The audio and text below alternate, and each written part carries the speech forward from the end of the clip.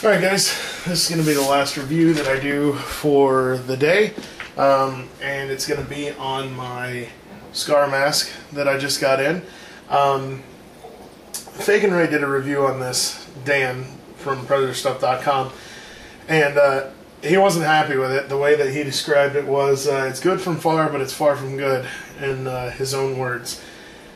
I agree to a point. It does look good from far away, but it also looks good up close.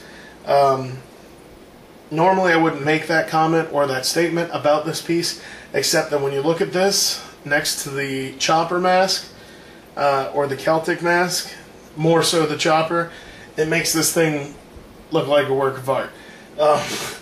The other two were bad. I mean, the Celtic mask wasn't too bad. The paint could have been a little bit better.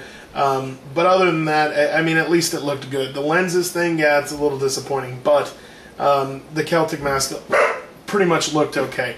The chopper mask was just ridiculous. I don't even like talking about it. I'm super pissed. It was just absolutely horrible. I wouldn't pay $100 for that Sideshow mask. I would have rather have bought a something off of eBay, a privately made mask in someone's garage. Because it would have been better quality than what I got. Luckily I repainted it. You can check out the review and the video of my repainting the mask somewhere else on YouTube and on my page. And you can see that it looks a lot better now, but all in all, it makes this thing look amazing. First of all, the paint on this thing is pretty much what you would expect. It looks like a black undercoat with a silver spray / wash over top of it. Pretty accurate. In the movie it looked a little bit more silver, a little shinier, so that probably could be something that could be done. I'm not going to mess with it. It's close enough for what I want to do with it, which is just sit there and look at it, so I'm not going to take a chance of ruining it. Also, everybody complained about the paper masks, which aren't that bad. When you look at it from far away, you really can't tell that it's paper.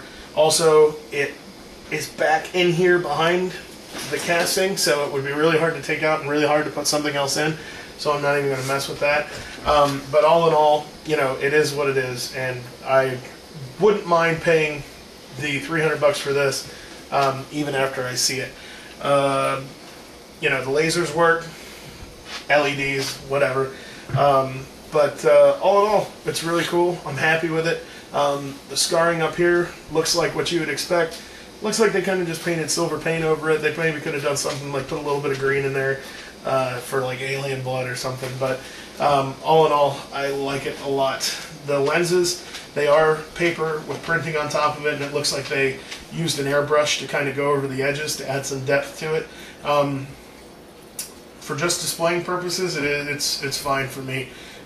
Just like all the other ones, it comes on the base, which you can mount on the wall. The base weighs about 10 times more than the actual piece. These bases weigh a ton. Mine just so happens to be number 155 of 1,000, so a slightly low number. Dan also had a problem with his castings, like up here in the laser wire connector, whatever the hell they call this thing. Mine's fine. I don't have any bubbles in the casting, anything like that. It looks good. I'll probably come in here and paint this, maybe add a little bit of detail down here to the other connector. Maybe come in here and add a little bit of detail in here, but all in all, I'm not going to change anything. I'm pretty happy with it. So, if you guys can find one of these on eBay, I got mine for about $200. Paid for the shipping. Total, I think I paid probably about $230 for it. If you can find one for that price, awesome. I probably would be a little leery about paying $300 plus shipping for this, but the $200 plus shipping isn't bad at all. I would go ahead and pick it up if I could. Since I got the Celtic mask for free from Sideshow, I wanted to get the other two to go along with it. I didn't want just the one. I display them all together now with the repaint and the lenses done on the other two. It's a pretty impressive little collection to look at. So, like I said, if you guys got the cash, definitely go ahead and pick this one up. If you got the cash, pick up the other two. Just be prepared to put a little bit of work into putting the plastic lenses into the Celtic to make that one look legit.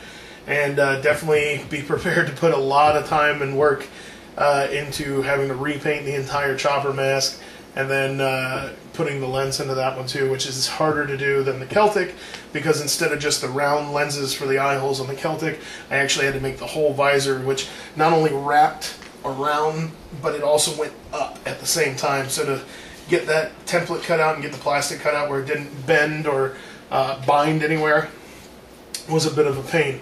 But all in all, it worked out pretty well. So, like I said, this one, feel free, Celtic, don't even worry. Just put the lenses in there, which is a little bit of spray paint and some plastic. Take you maybe a couple hours to do in a day, no big deal. But that chopper mask, be prepared to spend some time on that one. So, anyhow, like I said, Sideshow Collectibles 1:1 scale mask from the Scar Predator from the Alien vs. Predator movie. I'll give it probably about a 7 out of 10, 6.5 out of 10. If you have the cash, pick it up. Any questions, let me know. And we'll see you guys on the next one.